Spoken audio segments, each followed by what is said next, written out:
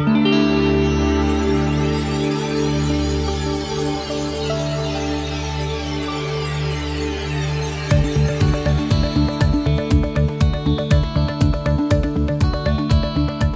Rebecca Evans, and I'm in the doctoral program of molecular neuroscience at the Krasnow Institute for Advanced Study at George Mason University. And my undergraduate degree is in philosophy from St. John's College in Annapolis.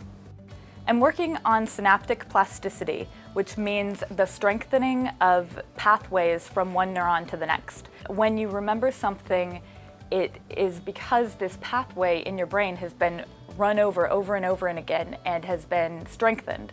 So what we're looking at is the actual molecular underpinnings of that strengthening, what inside the cell is necessary for a pathway to get strengthened. And this kind of strengthening of these pathways that happens when you learn a skill is actually disrupted in really devastating diseases like Parkinson's disease and Huntington's disease.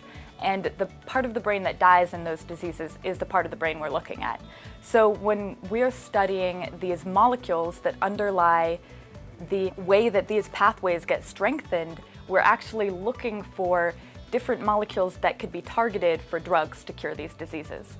I mean, isn't there some variation in how the actual attachment? When I was doing my degree in philosophy, I was interested in how we know things and how we think and how people work.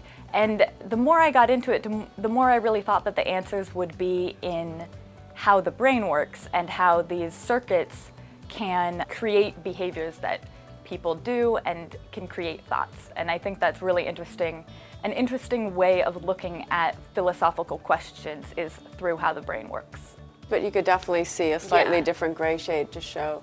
One of the things that my advisor does is evaluate the presentations I'm planning to give at conferences, usually in the format of a poster, and she'll look at it and see what should be different, what gets the scientific message across the most clearly.